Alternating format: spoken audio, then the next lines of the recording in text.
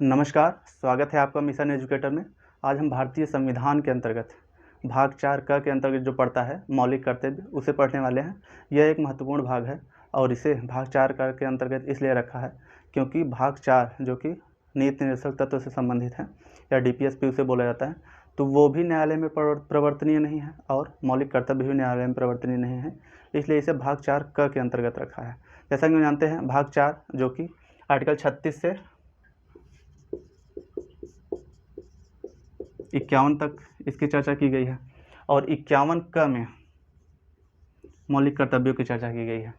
तो मौलिक कर्तव्य कहाँ है? भाग 4 क के अंतर्गत, और आर्टिकल कौन सा है? 51 क। तो मौलिक कर्तव्य हैं क्या? सबसे पहले समझते हैं कि मौलिक अधिकार और मौलिक कर्तव्य में अंतर क्या है। तो जो है, अधिकार विहीन कर्तव्य जो होता है वो निरर्थक होता है। अर्थात अगर किसी को अधिकार दिया जाए और उसे मौलिक कर्तव्य न दिया जाए, अर्थात मौलिक कर्तव्य के बारे में न बताया जाए, तो वो कर्तव्य विहीन हो जाएगा। और अगर कर्तव्य विहीन अधिकार होगा तो वो निरंकुशता पैदा करता है। तो अगर कर्तव्य विहीन अधिकार है तो निरंकुशता पैदा करेगा, और अधिकार विहीन कर्तव्य है तो वो निरर्थक होगा।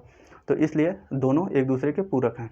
तो लोकतांत्रिक देशों में ज़्यादातर देखा जाता है कि मौलिक कर्तव्य पे ज़्यादा ध्यान नहीं देते। जैसे अमेरिका हो गया, तो यहाँ मौलिक कर्तव्य आपको नहीं मिलेगा। लेकिन अगर साम्यवादी देशों में हम देखें, अमेरिका जो है ये पूंजीवाद का उदाहरण है। अगर साम्यवादी देशों में हम देखें, जैसे सोवियत संघ हो गया, तो वहाँ मौलिक कर्तव्य की चर्चा की गई है। और भारत का मौलिक कर्तव्य उसी साम्यवादी देश अर्थात रूस से लिया गया है, या जो पूर्व में सोवियत संघ हुआ करता था 1990 में, इसे अलग हुआ, सोवियत संघ से अलग एक रूस राष्ट्र बना और बाकी देश अलग हो गए। तो आगे बात करें कितने मौलिक कर्तव्य हैं भारत में, भारत के संविधान में, तो मूल रूप से जो थे 1976 में 42वें संविधान संशोधन 1976 में मौलिक कर्तव्य को भारत में शामिल किया गया था, भारत के संविधान में शामिल किया गया था। मूल संविधान का भाग ये नहीं है, ये आपको जानना चाहिए कि मौलिक कर्तव्य जो है वो मूल संविधान का भाग नहीं है। 42वें संविधान संशोधन 1976 के माध्यम से इसे जोड़ा गया था, तो ये मूल संविधान का भाग नहीं है। और जब जोड़ा गया था 1976 में, उस समय इंदिरा गांधी जी की सरकार थी और 1975 में आपातकाल लागू था। तो उसी समय यह बात उठने लगी थी कि मौलिक कर्तव्य भारतीयों को मिलना चाहिए, और सरदार स्वर्ण सिंह समिति जो बनी थी, उन्होंने ही मौलिक कर्तव्य के बारे में सुझाव दिया था अपना। इसलिए 42वें संविधान संशोधन 1976 के माध्यम से मौलिक कर्तव्य की नींव रखी गई भारत में। तो आगे बढ़ते हैं। भाग 4 का आप समझ चुके हैं, और मूल कर्तव्य तो 10 थे मूल संविधान में भारत के, जो 1976 में बने थे। लेकिन अब मौलिक कर्तव्य की संख्या 11 है। 11वां संविधान कब जोड़ा गया?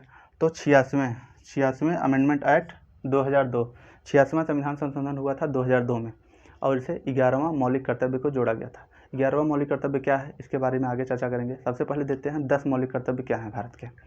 पहला जो है वो संविधान का पालन करें, अर्थात आपको संविधान का पालन करना है। उसके आदर्श जो हैं, उसकी संस्थाएं जो हैं, संवैधानिक संस्थाएं हैं, उसके बारे में आगे बात करेंगे।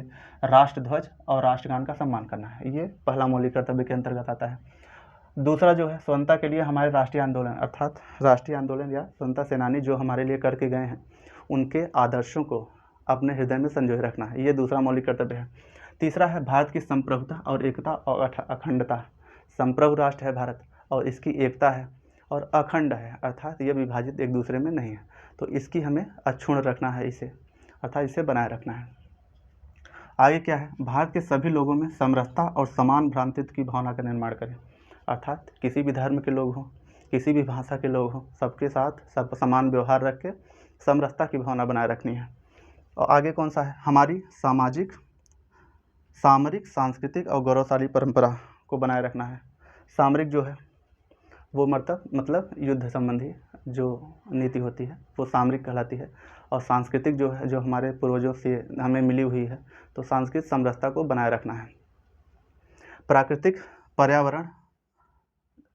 पर्यावरण के अंतर्गत क्या क्या शामिल है? झील हो गया, नदी हो गया, पहाड़ हो गए, तो इनको हमें संजोए रखना है, अर्थात इनको खराब नहीं करना है, आने वाली पीढ़ी के लिए इन्हें बना के रखना है, जैसे कि सतत विकास लक्ष्य में भी ये शामिल किए गए हैं। आगे देखते हैं क्या है? वैज्ञानिक दृष्टिकोण, मानववाद और ज्ञानार्जन, अर्थात अपने आप को वेल डेवलप्ड करना है, मतलब जैसा समाज होगा उसी हिसाब से अपने आप को बनाए रखना है, अपने आप को वैज्ञानिक दृष्टिकोण के अंतर्गत शामिल करना है। मानववाद या ज्ञानार्जन, मानववाद जो मानव को सर्वोपरि मानता है, तो उसके तहत आपको मौलिक कर्तव्य पालन करने होंगे। आगे क्या है, सार्वजनिक संपत्ति की सुरक्षा और हिंसा से दूर रहें। सार्वजनिक संपत्ति की सुरक्षा करें, जो सरकारी संपत्ति है आपको उसकी सुरक्षा करनी है और हिंसा से आपको दूर रहना है। आगे क्या है 10वां, व्यक्तिगत और सामूहिक गतिविधि से सभी क्षेत्रों में उत्कर्ष की ओर बढ़े। व्यक्तिगत चाहे खुद से या समूह बना के आपको आगे बढ़ते रहना है, अर्थात आपको अस्थायी नहीं होना है, क्योंकि आगे बढ़ने से विकास होगा तो देश का विकास होगा। 11वां जो मौलिक कर्तव्य जोड़ा गया था, अर्थात आपके माता पिता का यह कर्तव्य होगा, माता पिता का यह दायित्व होगा कि 6 से 14 वर्ष के बच्चों को जो है मूल शिक्षा से दूर न रखें, अर्थात मूल शिक्षा से वंचित न रखें। यह माता पिता का दायित्व होगा, यह मौलिक कर्तव्य होगा, अर्थात यह माता पिता के लिए लागू है ज़्यादातर और सभी बनते हैं। तो ये था 11वां मौलिक कर्तव्य और ये था पूर्णतः मौलिक कर्तव्य। यहीं से क्वेश्चन बनेंगे। मिलते हैं अगले वीडियो में। धन्यवाद।